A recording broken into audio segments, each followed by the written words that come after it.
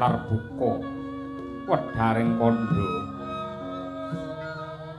sinungging endahing basa lungiting sastra anglingga murda siing Gusti ingkang Maha Nasa sinulung puja mantra mreha rahayu sagung tumitah kawis tinggal padang jagate dhuwur kukuse jero tancepi adoh kuncarane hanenggih menika ta gemelaring negari Wirata ya ing negari Matswapura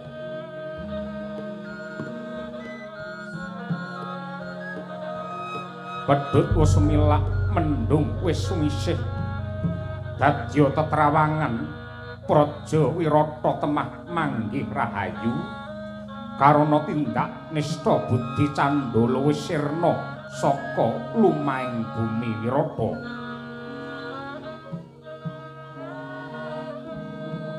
Prayagung dadi agung wibawa sasat kebak kamulyan hengang mangkon namimbuhi bombonging penggalih nenggih nata agung Wirata Sri Baginda Matswapati ya mangsah pati ya risang Durgandana.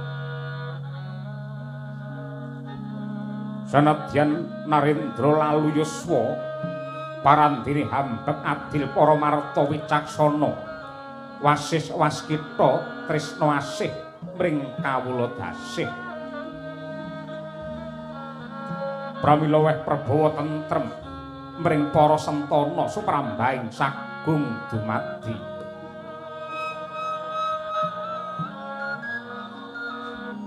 dening kang sowan mangarsa nenggih putra ketiga Raden Seta Buminjaya Raden Utara miwah Raden Wiraksangka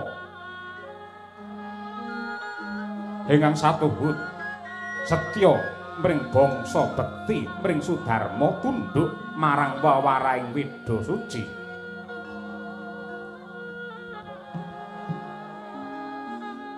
ing Jambiader pasebaning para nayaka ingkang samya sumewa tinindhian dening Rekyana Patih Nirbita sadaya ingkang samya lenggah kawis tingal tumungkul wadanane Susilarja samya anengga sabdanira Sri Naranata Matswapati risang Durgandana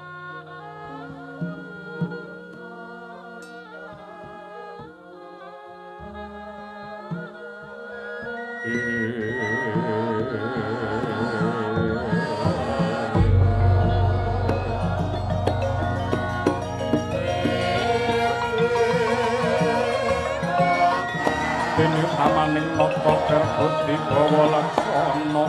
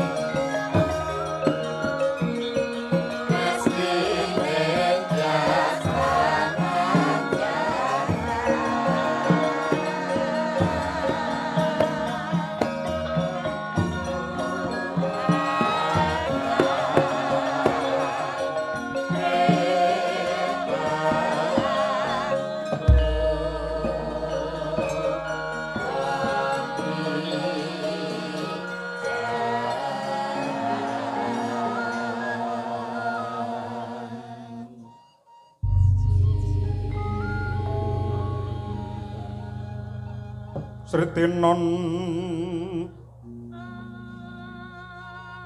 ing pasewakan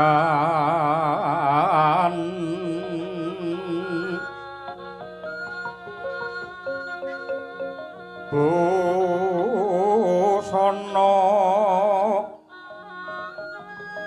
maneka warna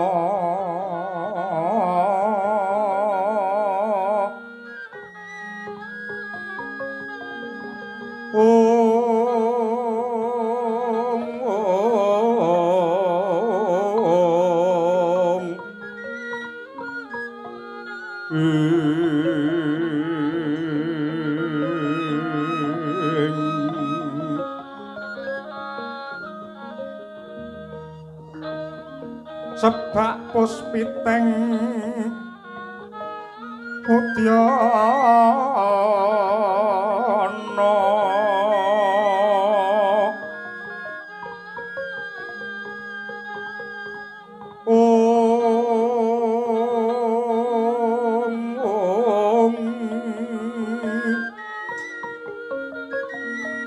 myang panjrah sarwa rukma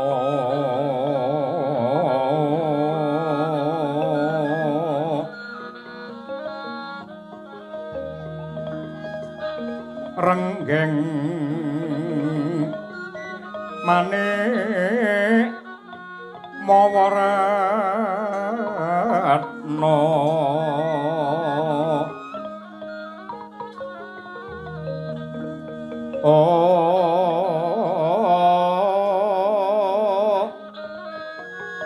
Bro Prabanyosu mirat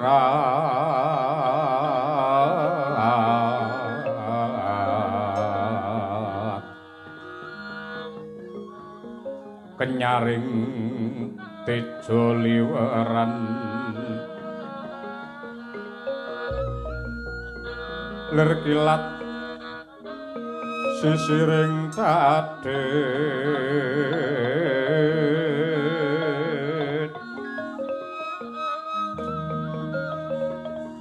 wimbo kekondo mrek mingen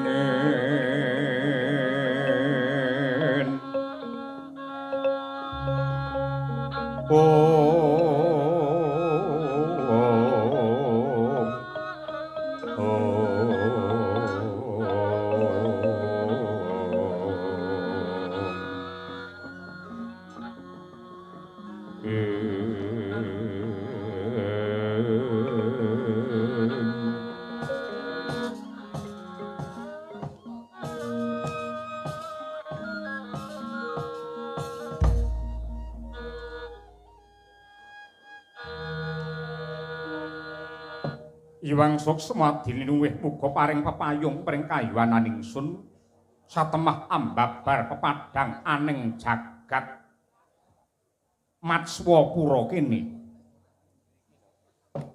Putraku katelune pisan becik Seta Utara apa dene Wiratsangga.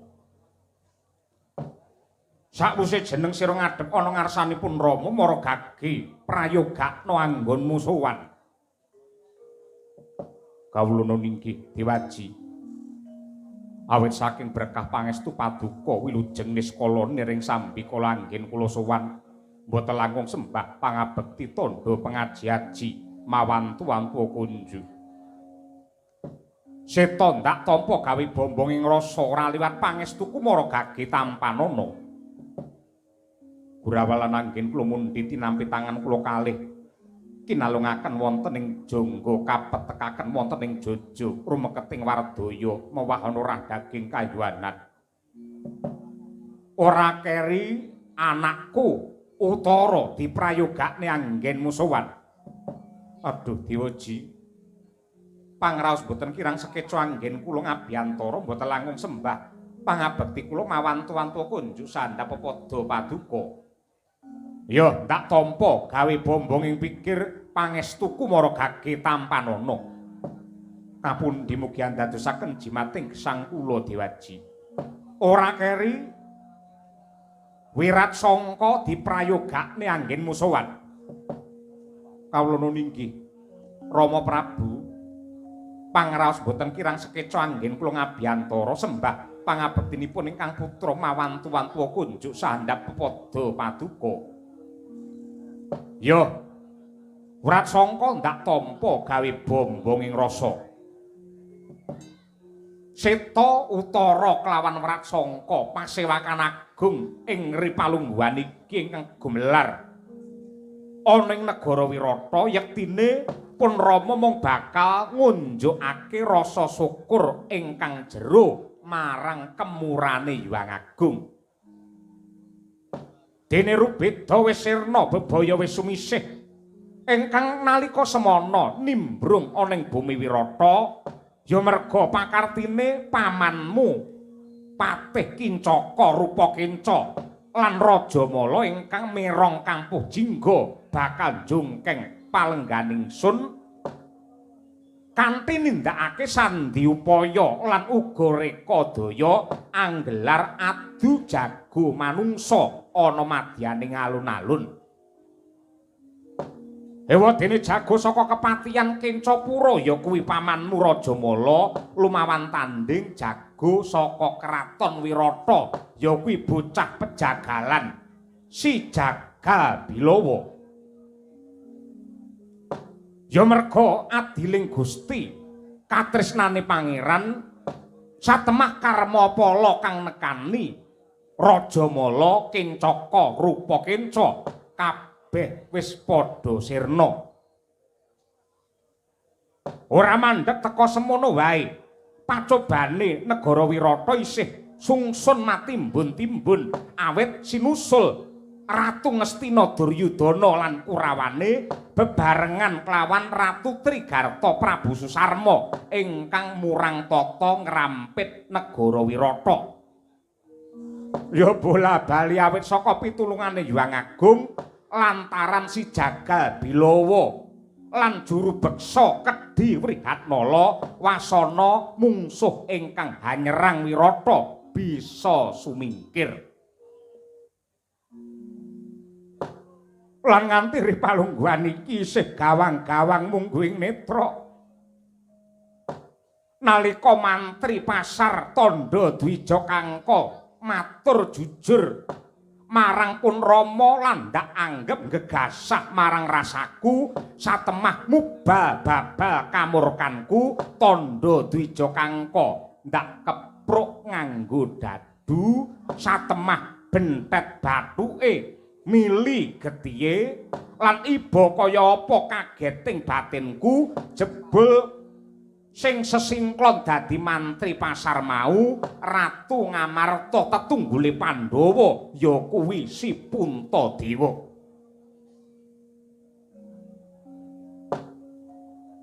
Sabanjure ora mung si Puntadewa ingkang ngenger suwitana negara Wirata klebu sing dadi Jaga Abilawa kuwi yektine si Werkudara mula kaprawirane ngedap-ngedapi. Wirat Sangka ngandhakake kelawan pun Rama lamun ta bocah wandu sing gaweane mbeksa karo ura-ura sing jenenge Wrihatnala jebul kuwi putuku Janaka.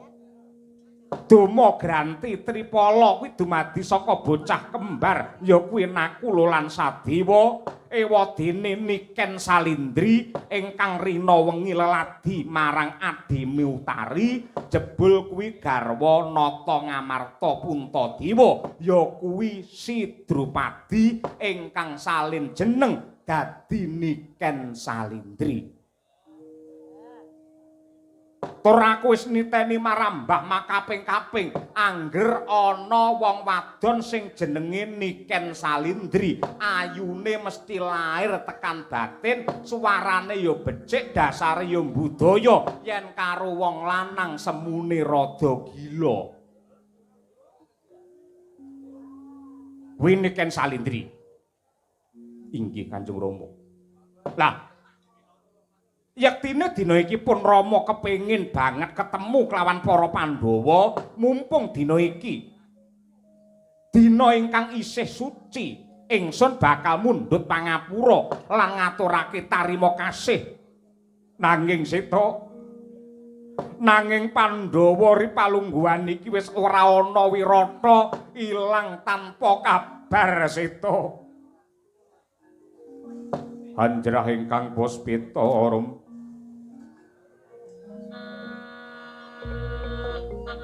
kasliring samirana ambre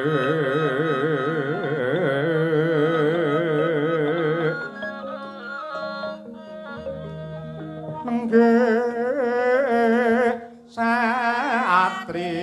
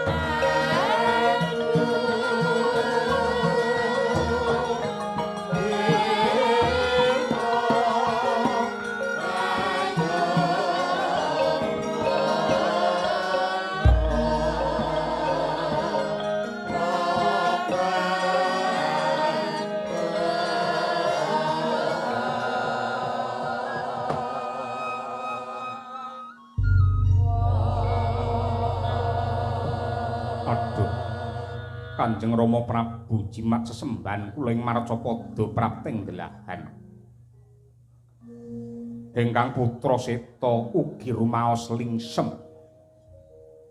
Kula rumaos isin karana saklebeting Wirata katimbrung bebaya para putra Wirata kalebet kula boten wonten ingkang saged ngrampungi perkawis kepara para wayah Pandhawa ingkang nembe nandhang prihatin karana paukuman nalika sesukan dadu kaliyan para Kurawa parandene saklebetipun tiyang sisah taksih wonten wekdal kangge ambingkas karya.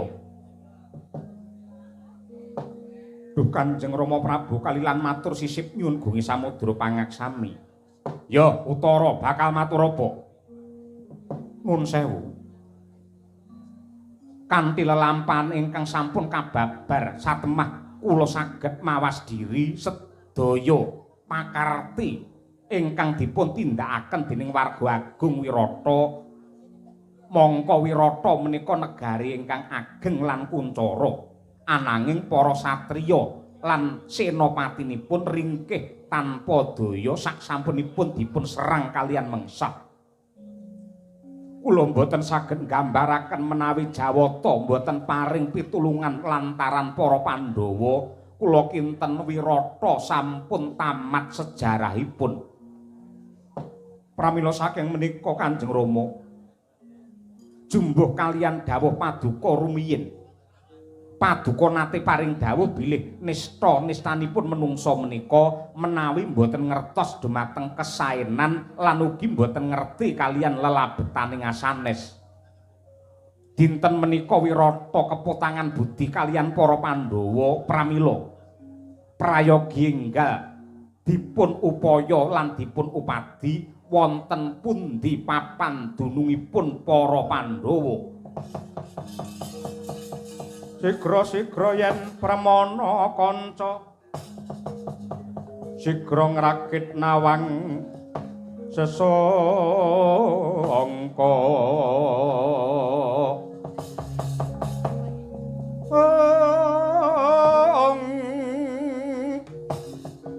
Narendra mbek marwa sing sang ratri gumulung mangrempak ing wadya ratri gumulung mangrempak ing wadya Gura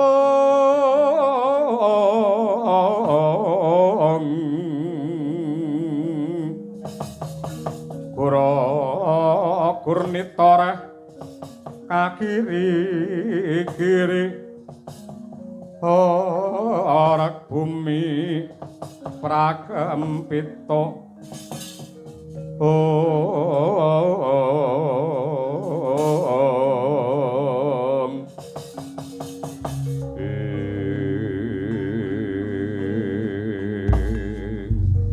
Baladala jagat Dewa Bathara jagat Mangestungkara bener lan kepara nyata kabeh kang dadi aturmu kulub mula kang mangkono Haryaseta dina iki aja wedi kangelan jeneng sira ndak perintah goleki papan dununge Pandhawa paribasan jagat iki ubengana aja nganti bali yen kowe durung nganti para Pandhawa bali marang Wirata Seta.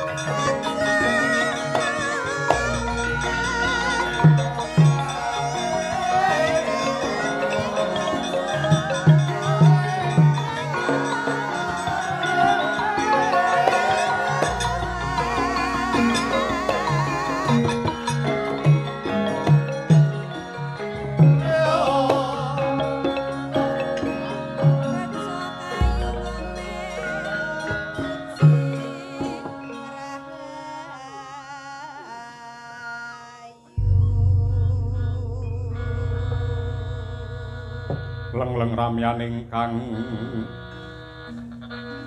driya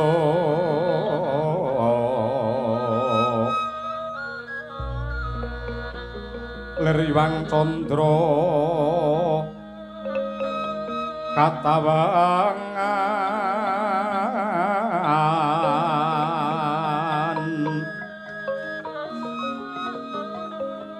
sumuk ing tias katuridan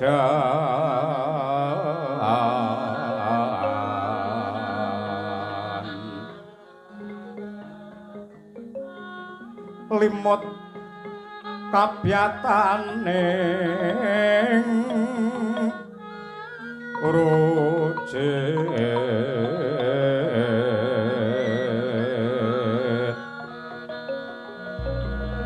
rem-reming Driyama nawo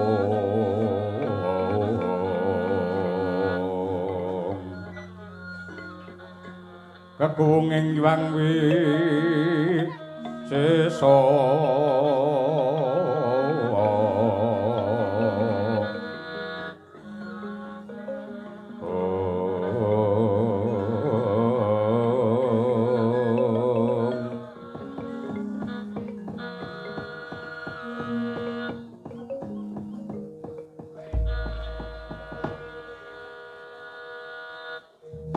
ora kok jeneng kami tambuh ning dasare pancen durung weruh. Iki ana piyai sepuh ingkang munggah ana ing Stinggil Binatarata negara Wirata. Mara gage sajarwa panjenenganmu ki sapa, Kyai? Aduh sinuwun. Kalilan matur sisip nyuwun gunge samudra pangaksami langkung rumiyin kalilan kula ngaturaken sembah pangabekti tandha pengaji-aji mawantu-wantuwa kunjuk. Dene paduka andangu dumateng jasad kula saking dusun Pajagalan nami kula pun Jagal Walakas. Osik. Yen kowe ngaku wong Pejagalan jenengmu Jagal Walakas tegese kowe bapake Jagal Bilawa pancen kados mekaten pedian.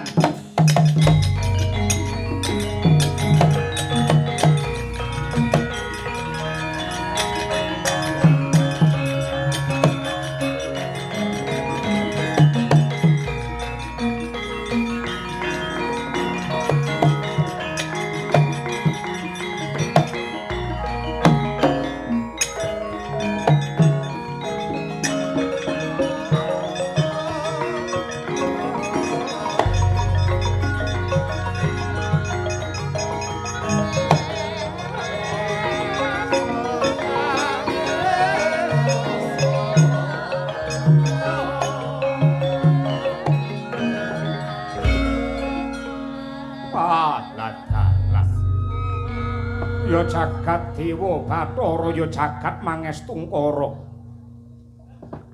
Muga-muga anakmu Jagal Bilawa dawa umure merga Ripalungguhan iki nembe wae kraton Wirata ngrembug anane Jagal Bilawa.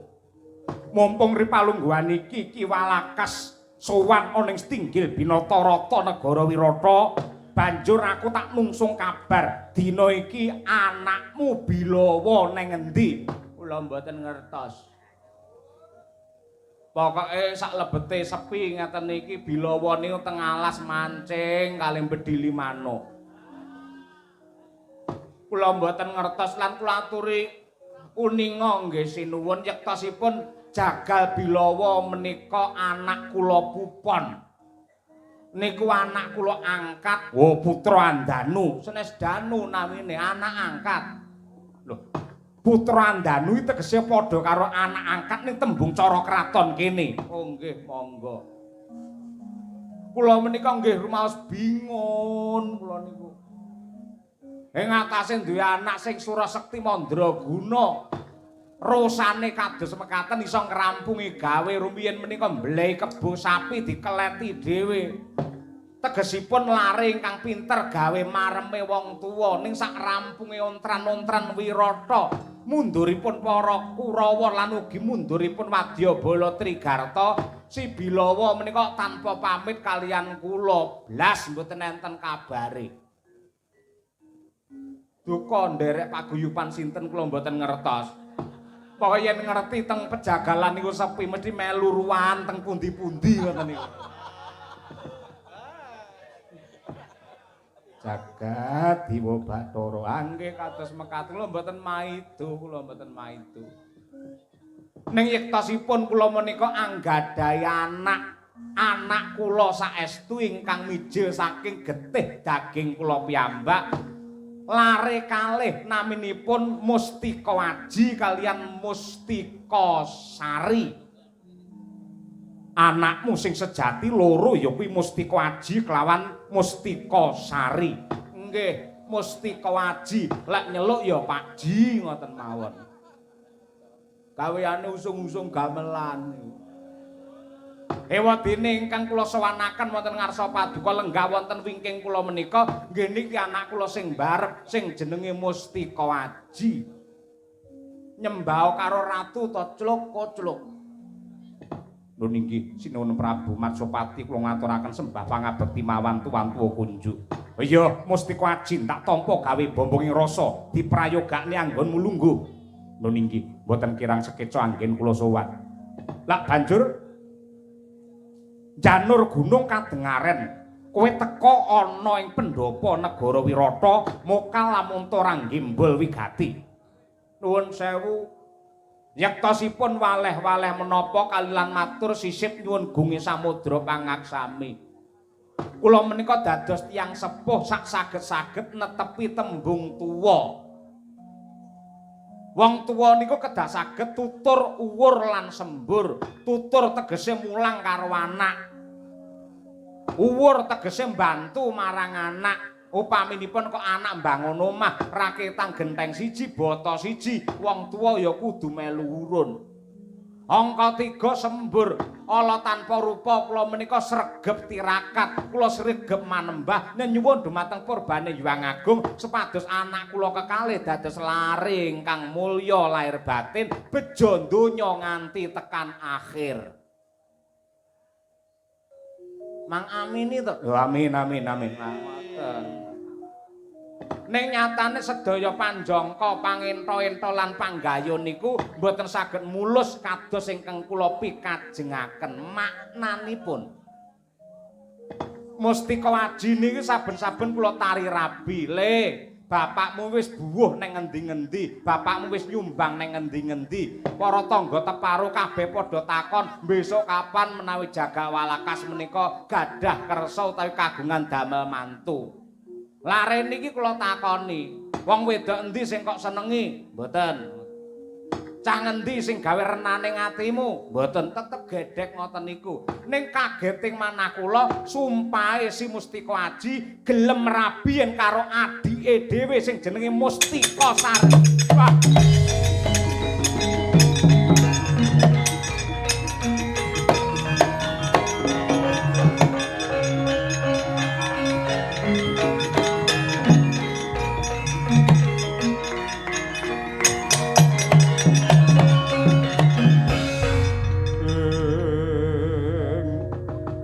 Agyat risang kapirangu rinangkul kinempit kaampit dosang reknaning bawana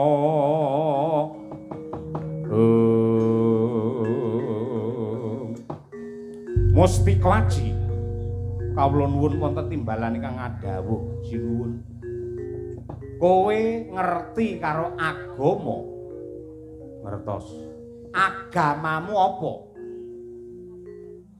kula menawi minggu nggih teng gereja yen jemuah nggih Jumatan ngoten mawon tegesipun agama kula menika nasional nek kaya susu murni nasional ngerti to rabi karo dulure dhewe tunggal kulit daging kuwi siji dadi larangane agama loro dadi larangane negara kuwi bab sing ora lumrah mula mumpung durung kelakon kowe raupa banyu sing bening raupa banyu sing bening glejahan nalarmu ora ariken pikirmu neng donya ki wong wadon digelar pirang-pirang kok mung trima karo adimu dhewe karepmu piye ayu to adimu lahir batin adimu ya bocah apik saene mboten ukur dijak rembukan ya kepenak mboten namung rembukan dijak napa kemawon nggih kepenak nika ning kae adimu kula mboten peduli seta rampung ngono aku ratu mosok ratu ki perkara sing sepete